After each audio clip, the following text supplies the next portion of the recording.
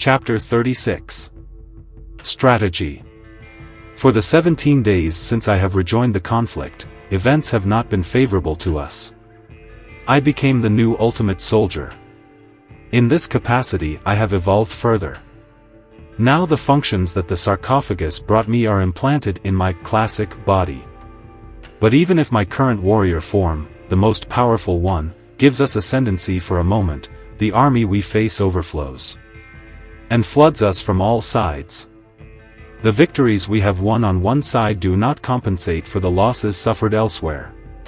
One by one, my brothers in arms are eliminated. I can't fight and protect them at the same time. Our respective missions sometimes take them away from me. Physical and mental fatigue are beginning to slow our fighting spirit, and the outcome of the conflict is more uncertain than ever. My project seems increasingly utopian. Will we succeed in creating this new society? You have to believe it. An exceptional meeting will be held tonight, bringing together the main authorities of our camp to determine the strategy to adopt. Our action may not be successful. Lives have been and will be lost in pure loss. And, at the end of the road, the return to power of oppressive powers. The meeting is held in a secret place, late at night, and sheltered from the breath of war.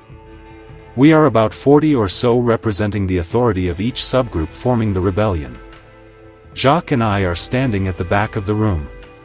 We're not military men, so we're special. Burial, the giant, having managed to get out of the first surprise attack by the Sigroids, speaks. After a brief overview of the latest events, some suggest various strategies to get rid of the enemy. Some include us in their campaign plan, others do not. Gradually, the tone rises, opinions differ. Each one nourishes the ambition to command the others. Even within our group, there are desires for power. 2 hours have passed in vain. Jacques and I ask ourselves with our eyes. It seems to us that we belong somewhere else, in combat. Yet I rise, thinking of my father, this remarkable man who, had he been here, would have long ago made the appropriate decisions. Suddenly, I impose myself loudly. Now you have been talking for almost 2 hours without saying anything. I have only one suggestion to make. All suddenly became silent and many watched me with incredulous eyes. I continue. Cut off the monster's head. But how do you intend to do it? Cries an impatient voice. Jacques comes to support my proposal. I am able to define their entire organizational chart and especially to locate the main leaders. An overwhelming noise rises, mixing approval and diatribe.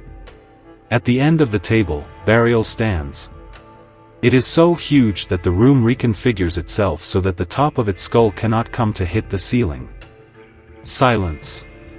He yells. Then he continues with his voice from Stentor. Nathan.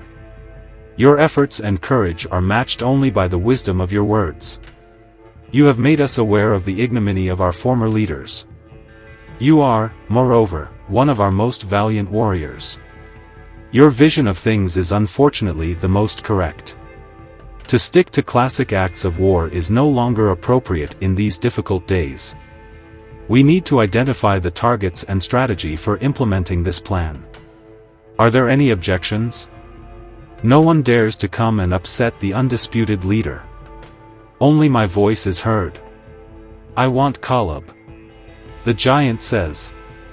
I know, it's legitimate, you'll get it. The meeting then continues in a calm, with a logistical focus. Then we develop an initial list of priority targets. I only think of my revenge. It is the only thing that is present in my mind. The hatred I feel for Caleb awakens in me unstoppable instincts of cruelty. Back at headquarters, I can't sleep. I'm meeting Jacques in his office. His various clandestine sources inform him about strategic targets. Where they are and what they do will soon be no secret to us. The information that interests me most falls finally.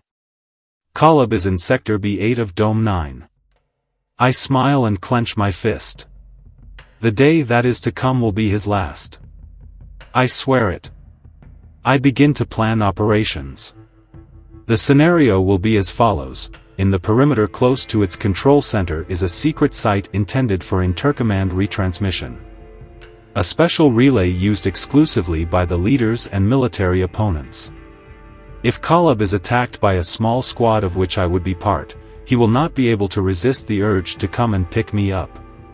What he will not know is that a second, more powerful squad will be waiting for him to take his troops in a vice. At that moment, her life will be mine. 100 men will be called for this operation, 4 to 5 will be the bait, all the others will form the bulk of the troop. I only have to contact Burial to get the necessary manpower. Within 4 hours, we will be ready to launch our final attack. The future will then decide whether we succeed or die.